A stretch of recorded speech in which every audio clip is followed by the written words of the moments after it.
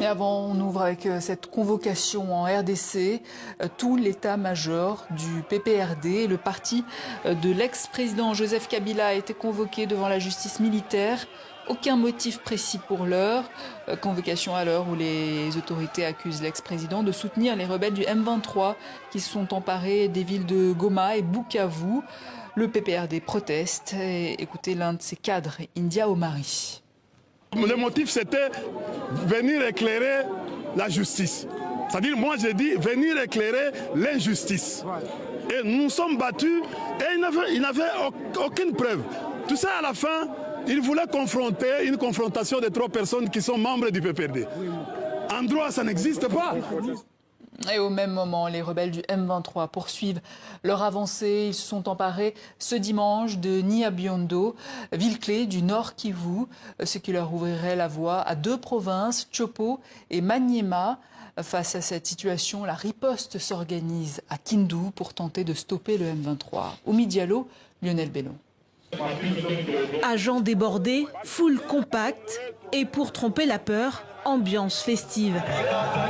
Face à l'avancée du M23, les hommes en âge de se battre se pressent au QG de ce chef Wazalendo pour rejoindre cette milice qui combat aux côtés de l'armée congolaise. Nous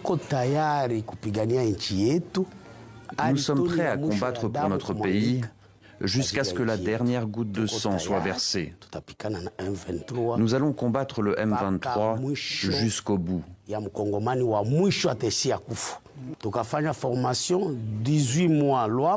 Nous avons même été formés au camp militaire Iwama pendant 18 mois. D'ailleurs, l'ennemi a peur de nous. Nous nous connaissons très bien. C'est ici que nous allons mettre fin à cette rébellion s'ils osent poser un pied dans le Maniema.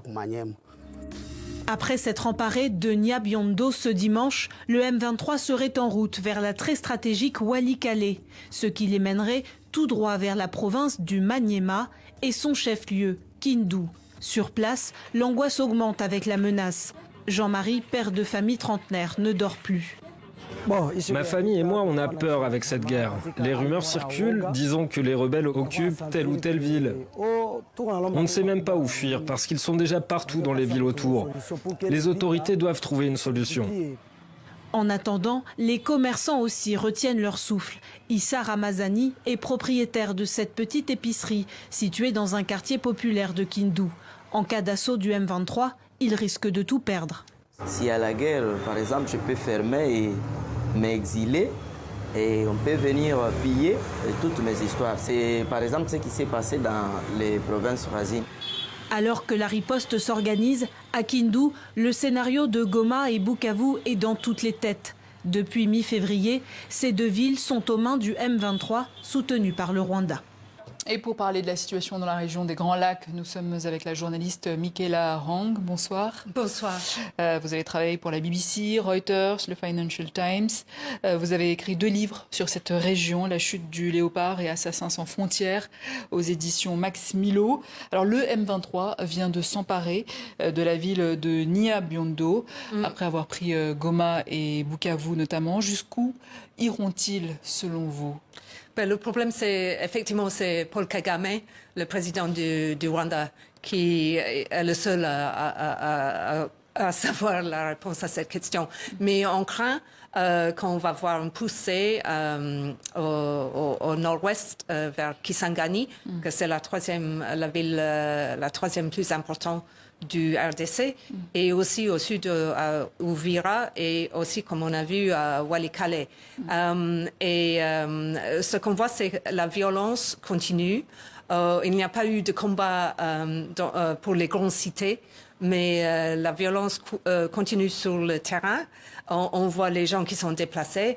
On voit à Bukavu, où le M23 est maintenant déjà installé, il y a des pillages, il y a des lynchages.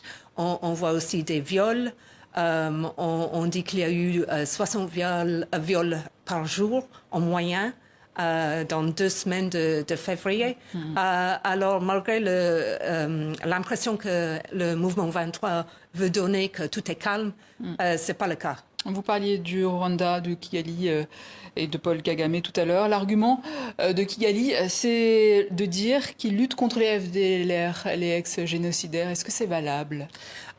Oui, je pense qu'il y a très peu de gens qui ont accepté ça.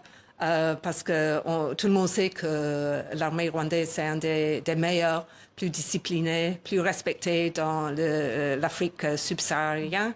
Et c'est un peu bizarre que cette petite force du FDLR, qui est basée au RDC de l'Est depuis apparemment pendant 30 ans, reste une vraie menace. Paul Kagame, quand il parle de ça, il dit que c'est une menace existentielle pour le Rwanda. Et je pense qu'il a... Alors qu'ils sont peu nombreux, en fait. Bon, si ce sont les mêmes guerriers, ils sont très vieux maintenant. Et je pense pas qu'on accepte ça comme justification pour ce qu'on voit sur le terrain. Que peut faire alors le président Félix Tshisekedi face à ça aujourd'hui? Bon, ce qu'il vient de faire, c'est il essaie de signer un contrat, un accord avec les États-Unis et il offre accès aux minéraux congolais. Et en échange, il demande des garanties de sécurité. Et c'est intéressant comme idée parce que c'est un peu basé sur ce qu'on voit en Ukraine. Zelensky a fait un même type d'accord aux États-Unis. Mais comment expliquer que l'armée congolaise n'arrive pas à stopper cette avancée du M23? Bon, il faut dire que c'est une tradition. Hein. On a vu ça depuis les Mobutu Sese Seko, l'ancien président, qu'en général, l'armée congolaise a vraiment des problèmes pour affronter des avancées sérieuses. Et ils sont très mal payés, ils sont même pas nourris souvent, et ce qu'on sait aussi qu'il y a un très haut niveau d'infiltration qui vient du Rwanda. Après tout, le Rwanda, ils ont eu 3 ans pour préparer tout ça, et je pense pendant ces 3 ans, ils ont beaucoup infiltré les forces de l'armée congolaise. Il y a eu on a payé des pourboires, et maintenant, quand il y a un moment où il faut se battre, les gens, ils enlèvent leurs uniformes et ils disparaissent. Alors on a vu des pays comme la Belgique, l'Allemagne, le Royaume-Uni ou encore le Canada qui ont suspendu leur aide au Rwanda.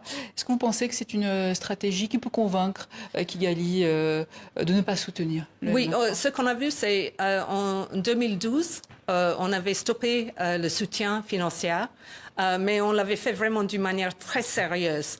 Et la Banque mondiale a joué un rôle là-dedans.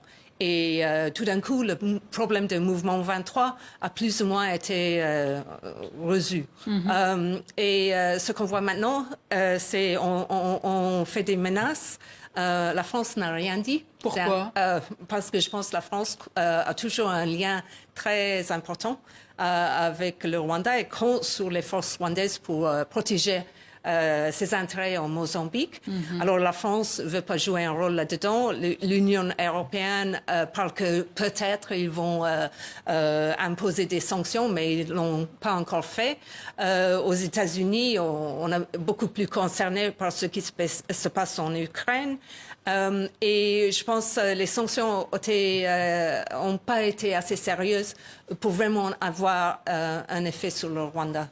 Alors la prise de Goma et Bukavu a eu lieu peu après l'arrivée de Donald Trump à la Maison-Blanche. Donald Trump qui est connu pour son côté non-interventionniste. Est-ce que ça a pu galvaniser le M23?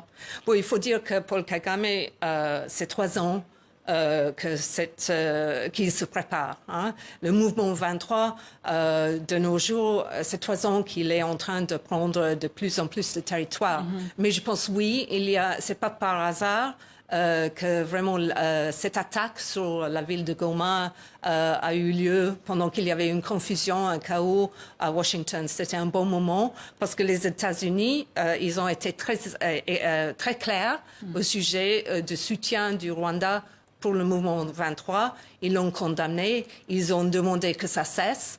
Et alors, au moment que Trump, il jette dans l'air toutes les cartes, c'est un bon moment pour Kagame de se lancer. Alors, quel rôle jouent les pays comme le Burundi, l'Ouganda ou l'Afrique du Sud dans ce conflit? Bon, je pense pour l'Afrique du Sud, c'est une humiliation parce qu'il y avait une force, un peacekeeping force, et c'était mené par les Sud-Africains. Ils ont abaissé les armes et ils se trouvent toujours à Goma, mais ils peuvent rien faire. C'est une humiliation vraiment très sévère pour eux. Et le Burundi, on voit qu'ils sont en train de se retirer les forces. On attendait un affrontement peut-être entre l'armée rwandaise et celui du Burundi, mais on voit que peut-être ils se sont mis d'accord parce qu'effectivement l'armée burundaise est en train de se retirer actuellement. Et je pense en général l'Afrique, c'est pas comment vraiment régler ce problème. Et l'Ouganda? L'Ouganda, c'est très intéressant parce qu'ils ont envoyé des troupes à travers la frontière avec la RDC et tout le monde se pose la question, est-ce que l'Ouganda va soutenir le Rwanda, ce qu'ils ont fait dans le passé, parce qu'il y a eu beaucoup d'interventions du Rwanda. Il y a eu 5 interventions importantes dans les dernières 30 ans en RDC. Et plusieurs fois, l'Ouganda était là à soutenir le Rwanda. Alors, on se pose plein de questions, mais ce n'est pas clair actuellement, il faut le dire. Michaela Wrang, merci. Je rappelle que vous êtes journaliste et autrice de La chute du léopard et Assassins sans frontières aux éditions Max Milo.